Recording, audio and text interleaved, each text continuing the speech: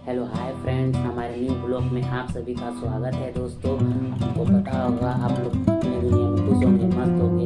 आज मैं भागवत गीता का पहला अध्याय पढ़ने जा रहा हूँ। जो भी गलतियाँ होगा क्षमा कीजिएगा दोस्तों।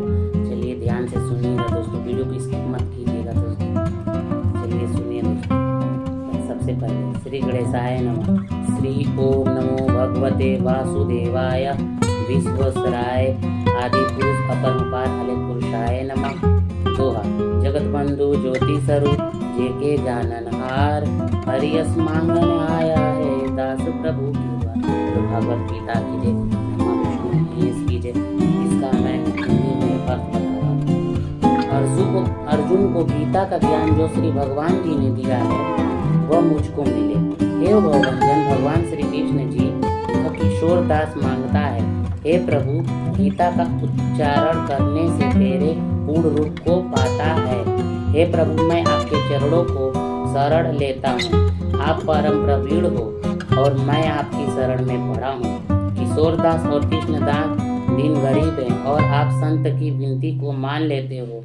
सो हे कमल वल्लभ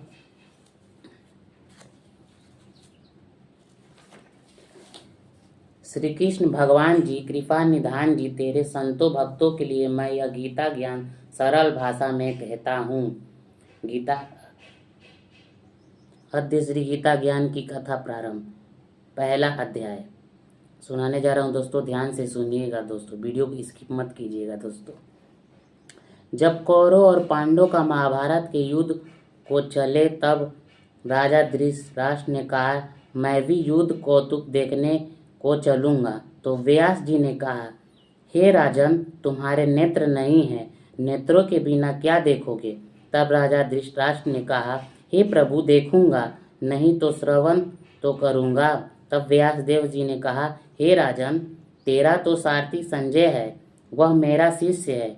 जो कुछ महाभारत के युद्ध की लीला कुरुक्षेत्र में होगी संजय तुमको यह बैठे ही श्रवण करवाएगा। जब व्यास देव जी के कमल मुख से यह वचन सुने तब संजय ने श्री व्यास देव जी के चरणों में नमस्कार किया और हाथ जोड़कर विनती की, हे प्रभु जी महाभारत के युद्ध चरित्र कुरुक्षेत्र में होगा और मैं हस्तिनापुर में कैसे जानूंगा तथा राजा को किस भांति कहूँगा। जब इस प्रकार संजय व्यास जी के आगे विनती की तो श्री व्यास देव जी ने प्रसन्न होकर संजय से कहा कि हे संजय मेरी कृपा से तुझे यहाँ सब कुछ दिखाई देगा और बुद्धि नेत्रों से समझेगा। जब व्यास देव जी ने यह वर दिया तो उसी समय संजय को दिव्य दृष्टि प्राप्त हुई और बुद्धि की उनकी दिव्य हुई। आगे अब महाभारत कृतुक कहते हैं, सो सुनो। 7 अक्षौहिणी सेना पांडवों की और 11 अक्षौहिणी सेना धृतराष्ट्र के नेत्र के पुत्र कौरव की ये ही सुनाए इकट्ठी होकर कुरुक्षेत्र में पहुंची।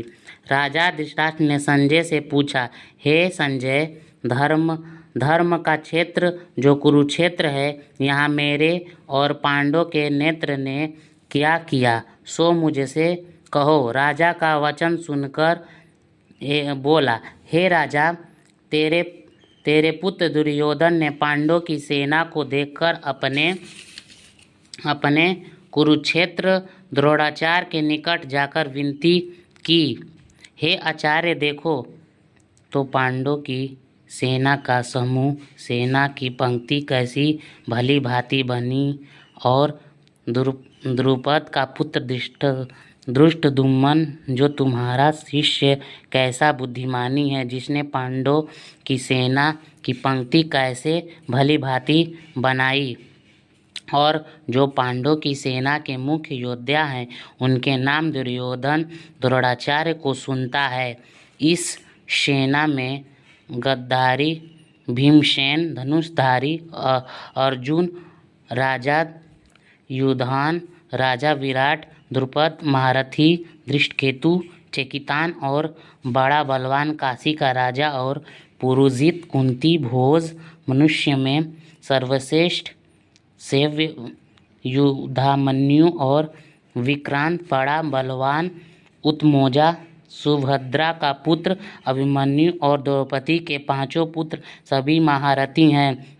जब दुर्योधन अपनी सेना के मुख्य योद्धाओं के नाम और बल सुनाता है, हे आचार्य जी, जो मेरा सेना के मुख्य योद्धा के ब्राह्मणों में श्रेष्ठ द्रोणाचार्य जी, उनके नाम सुनाओ। प्रथम तो और विष्णु जी, कर्ण, कृपाचार्य जी, समिति, जय, अश्वत्थामा, विकर्ण और भूरिश्रवा, जयद्रथ आदि से लेकर और योद्धा हैं जिन्होंने मेरा निमित्त अपना जीवन त्याग दिया है और जो उनके प्रकार के शस्त्र धारण करने वाले हैं, युद्ध करने में बड़े चतुर हैं। हमारी 11 अक्षौहिणी सेना है और पांडव की सेना 7 अक्षौहिणी है। हमारी सेना के अधिकारी और रक्षाकर्ता भीष्म हैं और पांडवों की सेना का अधिकारी और रक्षाकर्ता भीमसेन हैं।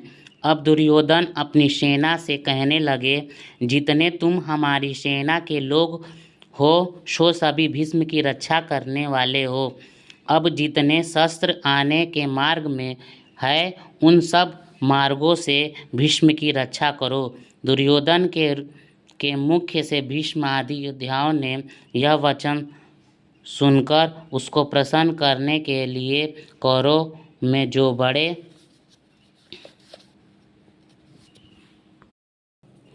वृद्ध भीष्म पितामह हैं, उन्होंने प्रथम सिंह की तरह गरज कर अपना प्रतापन शंख बजाया। थैंक यू दोस्तों, और आशा करता हूँ हमारा वीडियो अच्छा लगा होगा। अगर अच्छा लगा हो तो वीडियो को लाइक कीजिए, चैनल को सब्सक्राइब कीजिए और शेयर कीजिए। बाय बाय दोस्तों, अगला अध्याय में दूसरे दिन सुनाऊंगा, इसलिए अब इजाज़त दीजिए दोस्तों। Bye bye.